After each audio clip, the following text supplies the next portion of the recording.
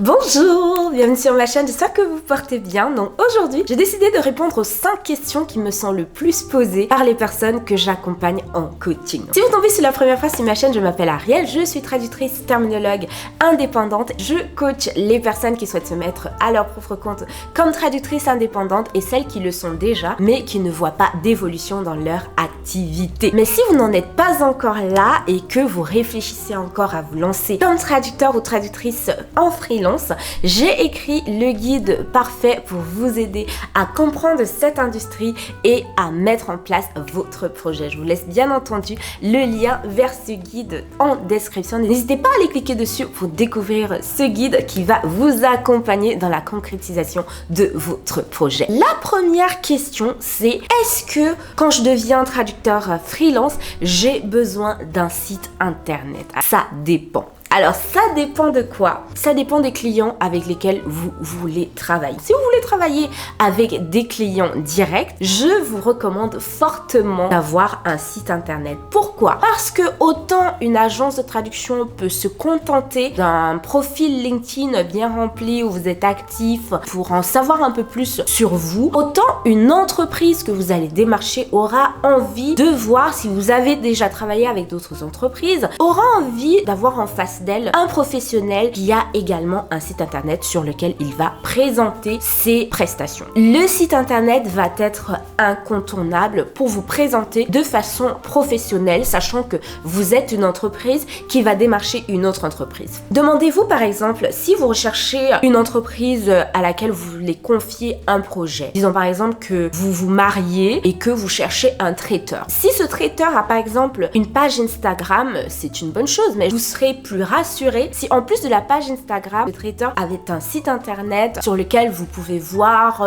quelles sont ses réalisations, vous pouvez voir un peu qui est derrière, avec une page à propos, des mentions légales, vous allez pouvoir découvrir quel est le siège de l'entreprise, ainsi de suite. Ce sont des informations qui vont vous rassurer. Alors dites-vous que c'est exactement la même chose quand vous allez démarcher une entreprise qui n'a jamais entendu parler de vous et à laquelle vous allez demander de confier des documents sensibles. Vous n'avez pas besoin d'avoir 5000 catégories, de rentrer trop dans les détails, mais avoir un site internet sur lequel vous vous présentez vos prestations et les prestations que vous avez déjà eu à faire, donc une espèce de portfolio où vous avez deux clients qui disent avoir déjà travaillé avec vous et avoir été satisfait. Ça rassure toujours. Je ne dis pas que si vous travaillez avec des agences de traduction, vous n'avez pas besoin de site internet. Ce serait un bon plus. Il faut savoir que les agences de traduction mettent plus l'accent en fait sur vos diplômes parce que certaines d'entre elles ont des certifications qui requièrent qu'elles travaillent par exemple avec seulement des personnes de langue maternelle ou alors avec des personnes qui ont un diplôme en traduction. Donc ça, ce sont des choses sur lesquelles les agences de traduction vont porter leur attention, beaucoup moins que sur le fait que vous ayez un site internet ou pas. Maintenant, je vois déjà me dire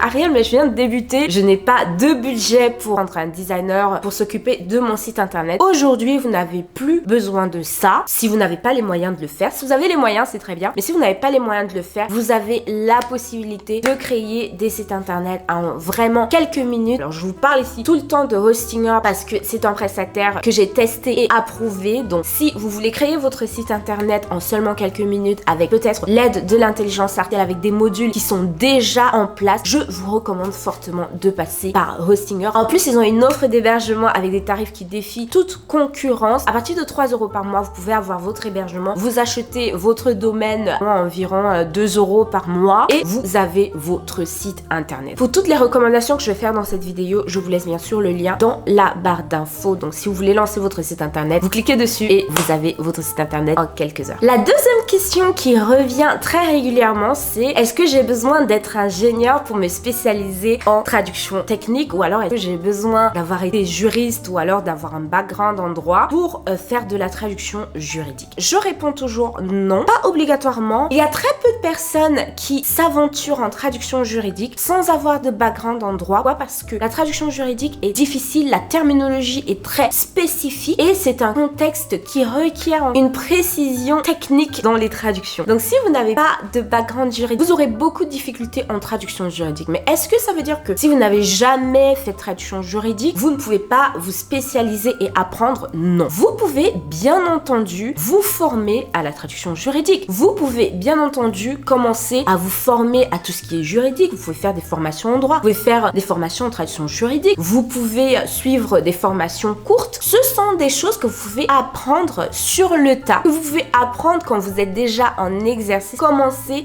et vous former au fur et à mesure, ou vous former au préalable si vous savez que vous voulez plus tard vous spécialiser en traduction juridique. Moi par exemple, je suis traductrice technique, mais je n'ai pas vraiment de background en ingénierie. Mais ce que j'ai fait, c'est que j'ai commencé avec des traductions techniques générales pour découvrir quels étaient les domaines qui étaient les plus intéressants pour moi. Et au fur et à mesure, je me suis orientée vers la traduction automobile et vers la traduction mécanique. Et je me suis formée également au fur et à mesure en créant des glossaires, en lisant des textes spécifiques, en lisant des dictionnaires, en lisant des documents, en traduisant. Parce qu'au fur et à mesure qu'on va traduire dans un domaine, on va apprendre la terminologie de ce domaine-là. On va découvrir d'autres documents qu'on pourra lire en fait pour élargir son champ lexical, pour mieux comprendre en fait le domaine dans lequel on se spécialise. Et au fur et à mesure, j'ai commencé à prendre des textes de plus en plus difficiles et c'est ainsi que je me suis établie dans ce domaine-là. Donc comme vous le voyez, il n'est pas obligatoire d'avoir déjà une formation ou alors d'avoir déjà des années d'expérience dans un domaine en particulier avant de se spécialiser dans ce domaine-là. Mais ce que je dois ajouter, c'est que si vous commencez à traduire dans un domaine assez spécifique, sachez que pour pouvoir vous établir dans ce domaine-là et pour pouvoir fournir des traductions de qualité, vous allez devoir vous former au fur et à mesure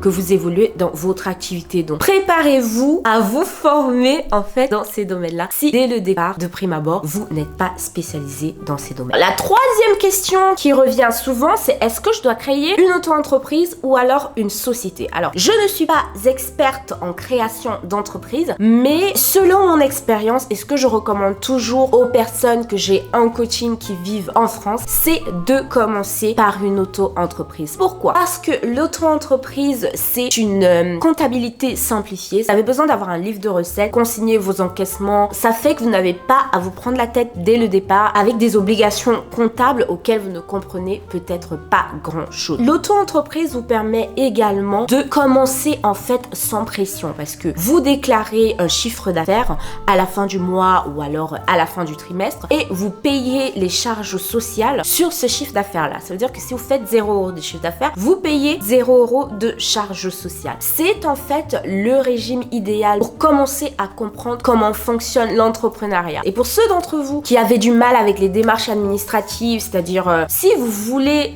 passer par un service qui s'occupe de tout ça de A à Z, je vous recommande clairement de passer par LegalPlace. LegalPlace va vous permettre de créer votre entreprise sans avoir les démarches administratives qui vont avec. Donc ils vont s'occuper de tout de A à Z et vous, tout ce que vous allez recevoir, c'est votre sirène ou votre sirette. Donc aujourd'hui, vous avez la possibilité avec le code LATRADUFACTURE de bénéficier de 15% de remise sur les prestations de Legal. Vous avez la possibilité de leur confier la création de votre micro-entreprise. Vous avez également la possibilité de domicilier votre entreprise chez LegalPlace. Leur siège est à Paris. Donc, ils vous proposent tout un éventail de prestations dont la création de votre micro-entreprise. Donc, je vous laisse en barre d'infos le lien vers LegalPlace et vous pourrez découvrir vous-même toutes les prestations qu'ils vous proposent. Question numéro 4. Est-ce que j'ai besoin d'un comptable? Quand on se lance à son propre compte, il y a deux choses qui font peur. Il y a les impôts et il y a tout ce qui est URSSAF, charges sociales, ainsi de suite. Donc ce point-ci va rejoindre un peu le point dont je parlais tout à l'heure par rapport à l'auto-entreprise. Si vous êtes en auto-entreprise, vous n'avez sincèrement pas besoin d'un comptable attitré pour s'occuper de votre comptabilité. Il y a des entreprises qui vous proposent de gérer votre comptabilité pour vous. Donc tout ce que vous avez à faire, c'est de leur fournir votre sirène. Ils vont se connecter en fait à votre compte URSSAF et se connecter à vos comptes des impôts et gérer tout ça pour vous. Et ça va vous coûter une vingtaine d'euros par mois, sincèrement. Je crois que c'est assez correct. Donc si vous venez de vous lancer et que vous avez peur de tout ce côté comptabilité, n'hésitez pas à faire appel à ce type d'entreprise-là et que vous ayez la paix de l'esprit par rapport à vos dinéraux. Voilà. La cinquième question qui revient vraiment tout le temps, mais vraiment tout le temps, c'est je n'ai pas d'expérience en traduction. Qu'est-ce que je dois mettre dans mon CV? Alors, je dis toujours qu'il n'y a personne qui décide de se lancer à son propre compte comme traducteur ou traductrice freelance en ayant vraiment zéro expérience, que ce soit des stages, du bénévolat ou quoi que ce soit. Il y a toujours une expérience en fait en rapport avec les langues ou alors en rapport avec la traduction que vous avez mais que vous négligez parce que vous vous dites que bon, non, étant donné que je n'ai peut-être pas de certificat par rapport à ça, ou alors peut-être que je l'ai fait dans le cadre d'un bénévolat, ce n'est pas intéressant. Alors, je vais vous dire aujourd'hui que tout ce que vous avez fait en rapport avec des langues, au moment où vous décidez de vous mettre à votre propre compte, vous devez le mentionner dans votre CV. Vous avez traduit 2-3 articles de l'anglais vers le français, mentionnez-le dans votre CV, c'est quelque chose qui va vous aider. Vous avez fait un stage dans une agence de traduction, vous avez fait un stage dans une agence de médias, une agence de com, vous avez fait des traductions, mentionnez-le. Vous avez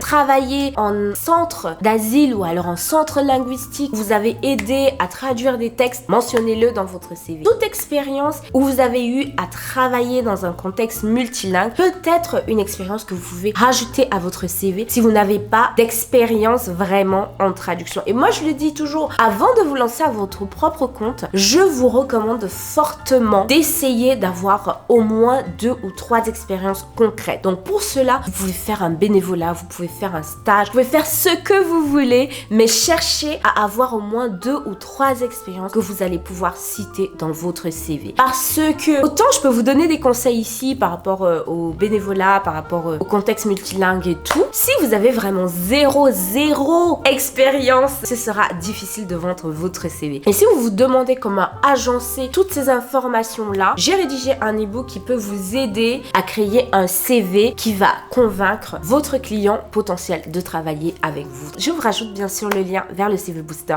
dans la description. Nous sommes arrivés à la fin de cette vidéo, j'espère qu'elle vous a plu. Si c'est le cas, n'hésitez pas à me laisser un pouce vers le haut et moi je vous dis portez-vous bien, à très bientôt, au revoir.